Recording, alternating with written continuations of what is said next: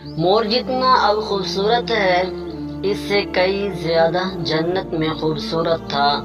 مور کی خوبصورتی پہ سبھی پرندے فدا تھے، لیکن ان سب خوبیوں کے باوجود مور سے ایسی کون سی خطا ہو گئی تھی جسے اللہ تبارک و تعالی نے مور کو جنت سے نکال دیا۔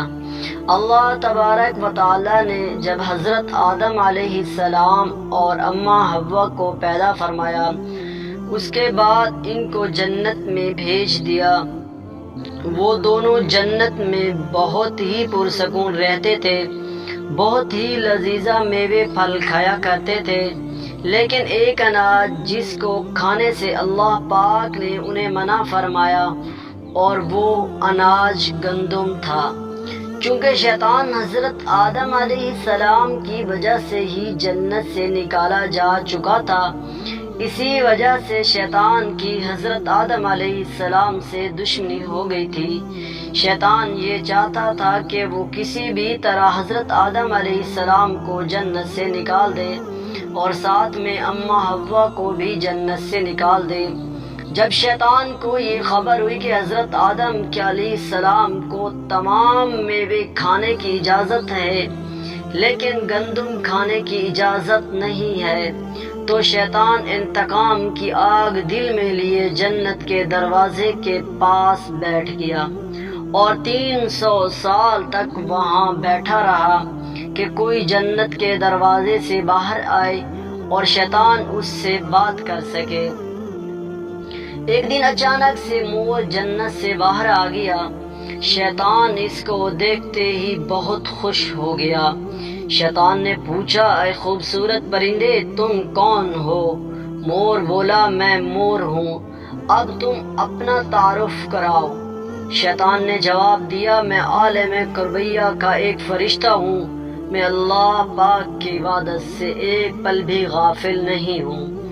میں چاہتا ہوں کہ میں جنت میں جاؤں، وہاں کی نعمتوں کا اپنی آنکھوں سے مشاہدہ کروں۔ شیطان مور سے کہنے لگا کہ تم مجھے جنت کے اندر لے جاؤ، میں تمہیں 3 ایسی باتیں بتاؤں گا جس سے تمہیں ابدی زندگی حاصل ہو جائے گی، تمہیں بڑھاپا اور بیماری نہیں آئے گی، تم ہمیشہ جنت میں ہی رہو گے۔ شیطان کی یہ باتیں سن کر مور لالچ میں آ کر مور نے کہا، مجھ میں تو اتنی طاقت نہیں کہ میں تمہیں جنت کے اندر لے جاؤں، لیکن میرا ایک دوست ہے سانپ، وہ شاید تمہاری مدد کر سکے۔ یہ کہہ کر مور سانپ کے پاس آیا، اس کو ساری بات بتائی۔ سانپ بھی شیطان کی باتوں سے بہت خوش ہو گیا، پھر شیطان کو اپنے منہ میں چھپا کے جنت داخل ہو گیا، اور یوں شیطان اپنی چال میں کامیاب ہو گیا۔ جنت کے تمام نگہبانوں کو یہ معلوم تھا کہ شیطان یہ چال چل رہا ہے اور جنت میں داخل ہو چکا ہے۔ فرشتے شیطان کو جنت سے نکالنے لگے، تب ہی اللہ پاک کا حکم ہوا کہ اس کو ابھی تک جنت میں ہی رہنے دیا جائے۔ وہ فرشتے اللہ تبارک و تعالیٰ کے حکم سے رک گئے۔ شاید یہ حضرت آدم علیہ السلام کا امتحان تھا، اور شیطان حضرت آدم علیہ السلام کے پاس اور اماں حوا کے پاس جا کر اپنی محبت کا اظہار کرنے لگا، اور وہ دونوں ہی شیطان کو پہچان نہ سکے، کیونکہ ماضی کے مقابلے میں شیطان کی شکل تبدیل ہو چکی تھی۔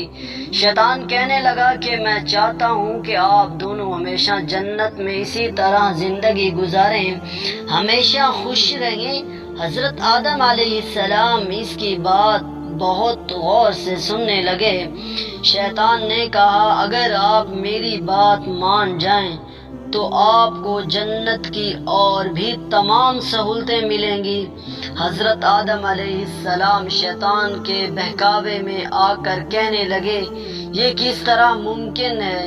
شیطان کہنے لگا، ایک گندم کا دانہ اگر آپ دونوں چکھ لیں تو آپ کو ابدی کیا حاصل ہو جائے گی اور جنت میں ہی رہیں گے۔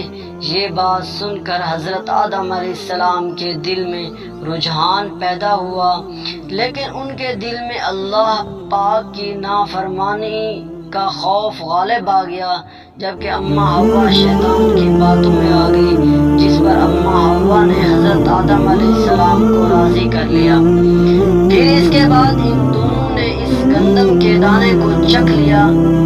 جیسے ہی گندم کا دانہ ان کے اندر گیا تو دونوں کے ستر واضح ہو گئے، جس کے بعد دونوں اپنے ستر چھپانے لگے اور خوف خدا سے کانپنے لگے۔ اسی دوران اللہ تبارک و تعالیٰ نے فرشتوں کو یہ حکم دیا، حضرت آدم علیہ السلام اور اماں حوا دونوں کو زمین پر اتار دو۔ حضرت آدم علیہ السلام کو سری لنکا کے قریب نیچے زمین پر بھیج دیا گیا، جبکہ اماں حوا کو جدہ کی سرزمین پر اتارا گیا۔